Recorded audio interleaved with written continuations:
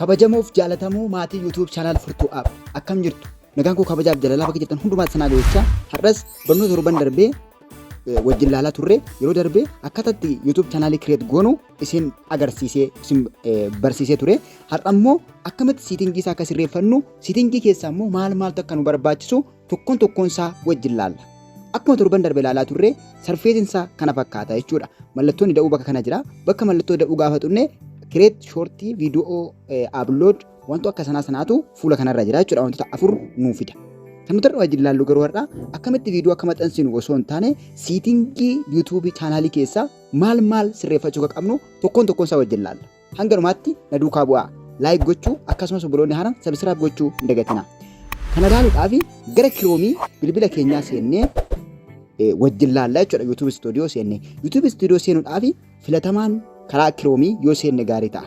Habbi YouTube Studio keessaa qabaattan dursitanii uninstall gochuu qabdu jechuudha. Balleessuu qabdu. Sababiin isaa karaa Chrome akkasiniif seenuuf jechuudha. Akkuma argitan YouTube Studio.com jennee barreessineen booda fuula kana nuuf fidaa. Nuti sarara 3 bilbila keenya gubbaa jiru gadi xunnee desktoppitti deeffachuu qabna jechuudha.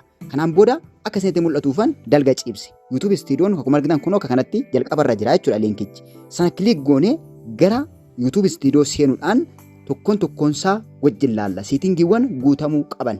Fakkeenyaaf yeroo search goonu maqaa YouTube keenya akka argamuuf akkasumas namoonni yeroo search godhan YouTube keenya salphaatti akka argataniif seetingii keessaa guutamuu qabu. Seetingii guutamuu qabu tokkoon isaa guunnee waliin ilaalla jechuudha. Akkuma argitan fuula kanarra kanatti sarfeesii kana qaba jechuudha gaafa keessa seentani. Yoo inni akka tasaa sarfeesii kana qaba jechuudha yeroo jalqabaatiif. Yoo inni kan biraa isinii fide bakka profaayilii keessanii gadi tuquudhaan itti jijjiiruu dandeessu. Gama garaarra immoo seetingiiwwan garaagaraatu jira. Seetingiiwwan hedduu ta'an fuula garaarra jira jechuudha. Yoo bilbila keenya si ol kaasne ni mul'ata. Amma garuu baay'ee mul'ata. Akkuma argitan tokkoon hin jira jechuudha. Tokkoon jira viidiyoo wantoota hedduutu jira jechuudha tarree kanarra jechuudha. Akkuma argitan gubbaa isaarra YouTube channelin kee riskii keessa jira. 2 step verification waan hin banneefi jedha. Halluu magariisaan barreeffamee kan jiru kun 2 verification banaa oonii ta'uu qaba jechuudha. 2 verification oonii godhachuu qabna. YouTube channel bananne taanaan verify gochuu qabna jechuudha. Get start fi dismiss tu jira. Isa wajjin ilaalla jechuudha. Akkamitti akka verification isa sirreeffannu sirrii goone wajjin ilaalla. Amma bakka seetingii qarqara kana jirutti gadi xunnee kaane seetingii keessa seennaa jechuudha. Seetingii keessa akka seentaniin wantoota 6tu jira jechuudha. Channel generally channel upload jedhee permission community jedhee asii gadi tarreessee jira jechuudha. Warreen fuula kanarratti tarreeffamanii jiran tokkoon isaanii wajjin ilaalla. Garuu caalatti kan nu fayyadu channel kan jedhudha. Generally irratti gaaf click goonu generally waan kana duwwaa nu baasa. Currency kan ittiin nu kanfalamu qofa baasa. Garuu channelin waan heddoof jalaa qaba jechuudha. Seetingii nuti YouTube keessa sirreeffachuu qabnu keessaa inni ijoon channel jira. Channel irratti click gaafa gootan fuula 3 kana isinii baasa. Basic info, advanced setting fi future legibility isinii baasa jechuudha. Basic info irratti click gaafa goonu rectangles jalqabaa keessatti country tu jira. Country bakka nuti jirru jechuudha. Country bakka barbaanne gochuu dandeenya. Rakkoota kan qabu Itoophiyaan waan hin jirreef yookiin eeyyama monetization waan hin qabneef biyya barbaanne gochuu dandeenya. Garuu South Africa yoo goone gaarii ta'a jechuudha. Fakkeenyaaf South Africa barbaanna jechuudha. Irratti click goone maqaa biyyoota jiran keessaa South Africa filan. South Africa fakkeenyaaf South African as jira irratti click goonaa jechuudha. Salphumatti select isinii godha jechuudha. Warri maqaa keessan maqaa YouTube channelin keessan biyya isaa jijjiiruu barbaadan lafa kana dhuftanii basic info jala maqaa barbaadan filattu jechuudha. Inni lammaffaarra jiru keyword dha. Keywordin kun isa baay'ee murteessaa ta'edha. Guddina channelii keenyaaf inni baay'ee murteessaa ta'e keyword kanaadha jechuudha. Keyword sirayyoo hin barreeffanne YouTube channelin keenya akka gaariitti guddachuu hin danda'u, akka gaariitti mul'achuu hin danda'u jechuudha. Kanaaf bakka kanatti kan isin barreeffattan maqaa channelii keessanii jalqaba irratti maqaa channelii keessanii koomaa fayyadamtanii maqaa channelii keessanii waa'ee channelii keessanii akkamitti akka waa'ee maalii akka hojjetu. Fakkeenyaaf channeliin kun Furtuu Jobs dha. Furtuu Jobs gaaf jettan akka search gaafa isin gootan akka isinii ba'uudhaaf asitti Furtuu Jobs jedhee barreessuun qaba jechuudha. Keyword kana keessatti waan ani barreessitu baay'ee mul'ata gaafa search godhan jechuudha. Kanaaf Furtuu Jobs jettanii Furtuu Jobs jedhee fakkeenyaaf mallattoo go yookiin mallattoo kan kee mallattoo xiyyaa ofirraa qaba bilbilli yookiin mallattoo go gaafa isin go jettaniin sarkilii itti godha jechuudha. sarkilii itti godha. Kun akkuma argitan furtuu joobs jedhee akka kanatti geengoo itti godha. Geengoo itti godha jechuudha. Select godha siistamni isaa jechuudha. Akka kanatti jechoota garaagaraa waan hojjechuu barbaaddan YouTube chaanaliin keessa waa'ee maalii akka ta'e yoo aartii ta'e waa'ee aartii sirboota garaagaraa Oromoo muuziq Itoophiyaa muuziq waan namni sarchi godhu fakkeenyaaf hojii onlaayinii yoo ta'e fakkeenyaaf how to make money how to search job waan akka kanaa jedheetan galchaa jechuudha. Gaafa namni how to make money jedhee gaafa namni search godhu YouTube'n kun illee bahee dhaqaaf jechuudha. Bahee dhaqaaf. Otuma viidiyoo maxxansuu baanne iyyuu search gaafa namni godhu daddafee argama. Sababiin isaa keywordii waan barreeffanneef jechuudha. How to make money online jedheen barreesse fakkeenyaaf. Barreessitanii kaatanii go jettooni yoo barbaaddan immoo baay'istanii koomaa fayyadamtanii barreessitu. Baay'istanii koomaa fayyadamtanii barreessitu yoo barbaaddan jechuudha. Yoo tokko tokkoon go jechuun baattan iyyuu koomaa fayyadamtanii baay'isanii barreessitu waa'ee chaanaalii keessanii. Yoo chaanaalii barnootaa ta'e waa'ee barnoota maalii akka ta'e yoo fakkeenya barnoota afaanii yoo ta'e afaan Oromoo hiika afaanii waan akka sanaa jechuudha bakka. Fakkeenya afaanii YouTube chaanaalii kanarratti barnoota waa'ee hojii onlaayinii akkatti nuti hojii argannu barnoota waan sana wal qabatu barsiisuu waan barbaadee fi how to search job, how to make money, how to bakka waan akka sanaan barreessaa. Kana jechuun Ingiliffa duwwaan osoo hin taane afaan Oromoofaatiinis barreessuu dandeenya jechuudha. Afaan Oromooffaatiin akkaataa itti hojii argannu hojii biizinasii karaalee hojiin argamu waan akka sanaa jennee barreessina jechuudha. Waan namni search gochuu danda'u jechuudha. Fakkeenyaaf immoo YouTubeota garaagaraa hojii garaagaraa barreessitu yoo ta'ate fakkeenyaaf barnoota garaagaraa YouTube irratti akka furtuu haappii kana barnoota garaagaraa barsiistu yoo ta'ate akka kana sirriitti daddabaltanii barreessitu jechuudha. Akka how to create YouTube, how to create email, how to bakka waan sana wal qabatu jechuudha. Waan sanaan qabatu akkaataatti emailii banatan akkaataatti YouTube chaanaalii banatan waan akka sanaa gaaf asitti gashitan namni akkaataatti fakkeenyaaf online business jedha. Online business jedhee gaafa namni tokko search godhu kan daddafee dhaquu fi chaanaalii kan daddafee dhaqaa jechuudha. Yoo ta'e illee lammaffaa sadaffaatti chaanaaliin kunis ni dhaqaafi jechuudha. Sababiin isaa keywordii waan ta'eef jechuudha. Kanaaf keywordiin murteessaadha jechuudha.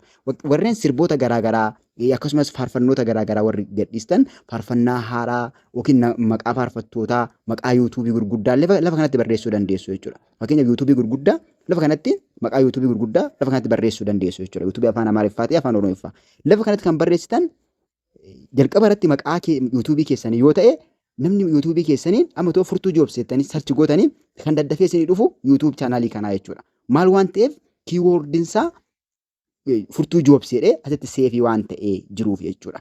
Fakkeenyaaf sirboota garaagaraa faarfannaa garaagaraa waan garaagaraa maxxansitu yoo ta'ate immoo warreen maqaa sirba sanaa maqaa sirbitoota bebbeekamoo maqaa faarfattoota bebbeekamoo akkasumas maqaa chaanaalii gurguddaa lafa kanatti yoo barreessitan namni chaanaalii sana gaafa sarchi godhu kan dhaquuf chaanaalii keessan kana ta'a jechuudha.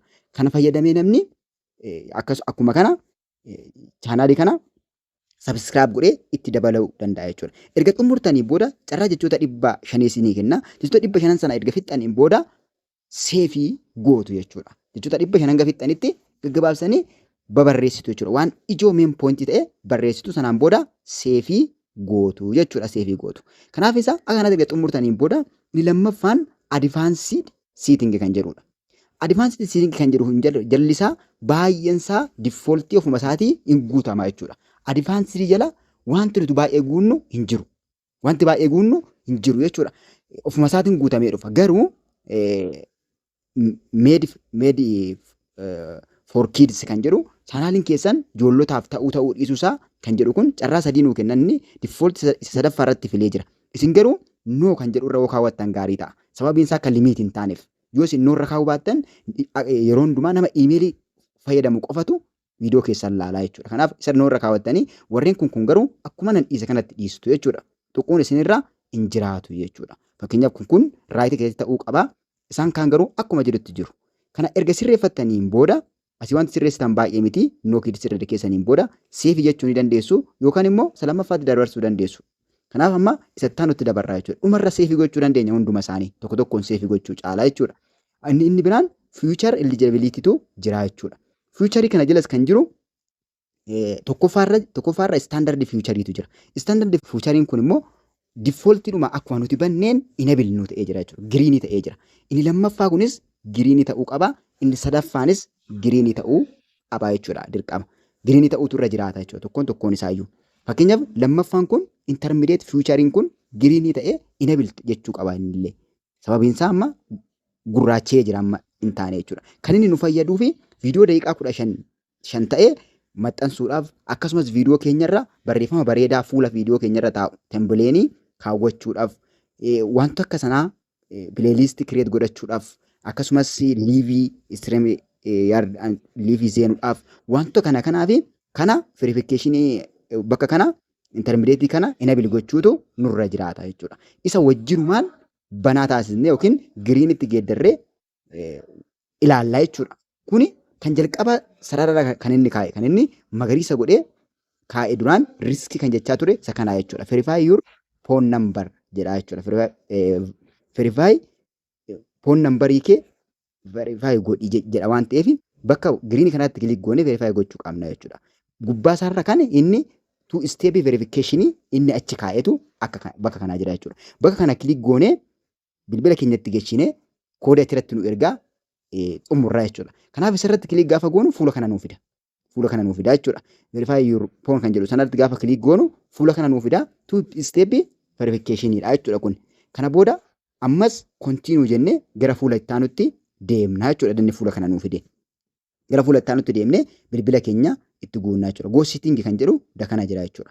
Two step verification akkuma argitanii goda kana jira jechuudha. Jila kanarra go to setting kan jedhutu jira. Isarra kilik godhannee gara fuula fuulduraatti deemna. Isarra kilik godhannee gara fuula fuulduraatti deemna jechuudha. Isarra kilik godhattanii gara fuula fuulduraatti gaafa deemtan ammallee akka kana isiniif fida paatarnii gubbaa kanatti iimeeliitti yuutuubiin sun baname qaba. Fakkeenyaaf iimeeliin as jira jechuudha. Iimeelii naaf fidee jira. Iimeelii yuutuubiin kun ittiin baname naaf fidee jira. Yoo inni fiduu baate bakkuma xiyyaa tuqxanii jijjiirtu. Erga argitaniin booda continue jettuun. Kanaan booda ashaaraa isin gaafachuu danda'a.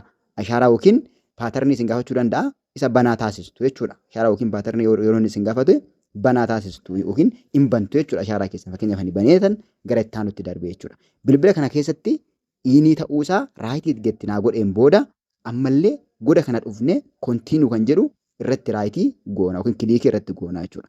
Continue jennee ammallee gara fuulduraatti deemna. Karaa kanaan verification isaa sirreeffannaa jechuudha YouTube. Karaa kanaan amma akkuma argitan continue gaafan jedheen fuula kana naa fidee jechuudha. Bilbila anitti YouTube channel kana bane naa fidee kanaan booda goda isaa tekstii fi poonitu jira. Bakka tekstii irratti kilik godhannee kaanee akka SMS'dhaan koodii bilbila kana irratti nuuf ergu taasisna jechuudha. Akka nuuf ergu taasisna akka naaf ergu taasisna jechuudha. Fakkeenyaaf amma bilbila kana irratti naaf ergaa jechuudha koodii tekstiidhaan. Lakkoofsi isa kana ta'uusaa cheekii godhattu. Yoo lakkoofsi isa ta'uu baate itti jijjiirtu jechuudha. Lakkoofsi bakkuma lakkoofsa irra kilikii gootanii bakkuma lakkoofsa irra kilikii gootanii lakkoofsa itti jijjiirtu. Lakkoofsi yoo kan biraa ta'ee dhufe jechuudha jijjiirame. Kana booda bakka tekstii jedhu irratti kilik gootu miiseejiidhaan akkasii erganiif jechuudha. Miiseejiidhaan akkasii erganiif koodii yuutuubii keessanii. Kana booda seendii jennaan. Seendii jennaan. Akkuma seendii jettaniin kun akkuma argitanitti bakka itti barreessitan intar koodii jedhee bakka isiniif qopheessaa in galaa jechuudha. Kun miiseejiin galee jira jechuudha. Galee jira. 479 jedhee galee jira jechuudha. Miiseejiin ergeera jechuudha. SMS'dhaan miiseejii erganiiru. Bakka intar koodii jedhu kanatti intar za koodii bakka jedhu kanatti koodii kana galchina jechuudha. Koodii argaa jirtan kanatu seenee jira jechuudha. Koodii argaa jirtan kana bakka duwwaa sana keessatti barreessina jechuudha. 479 jennee bakka kanatti barreessina. Bakka kanatti edda barreessineen booda edda guunneen booda next jennaan. Edda guunneen booda next jennaan.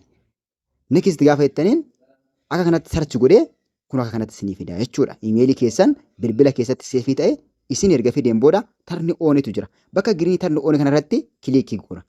Tarni ooni irratti gaafa kilikii goona akkuma argitan gara itti aanutti darbee salphumatti amma verify nuuf godhee jira jechuudha. Kun akkuma argitan voice or text message verified jedhee jira. Salphumatti YouTube'n keenya verify ta'eera jechuudha. Amma baay'ee sirra ta'ee jira jechuudha. Amma kana xumurreerraa steppiin umara nu hafu viidiyoo maxxansuu akkaataatti viidiyoo maxxansinu qofaadha jechuudha. Amma gara duubaa deebinaa jechuudha. Kanaaf kanadhaa asumatti dhaabaa yeroo dhufu immoo akkamitti viidiyoo akka maxxansinu bifa gaarii ta'een viidiyoon keessan akka gaariitti bakka qabate yookiin YouTube channel keessan akka gaariitti akka guddatuuf karaa isin ittiin viidiyoo maxxansitanan isinitti agarsiisa. Kanadhaa asumarratti goolaba. Nagaan naa tura. Hanga xumuraatti waan hordofaniif guddaa kabajama. YouTube channel kana immoo obboloota keessan birootiif share akkasumas laayikii gochuudhaan Barnoota gaggaarii kanaa karaa YouTube chaanaalii kanaa ni argattu. Yeroo gaarii guddaa kabajamaa nagaatti viidiyoo biraatti wal agarra. Nagaan naaf tura.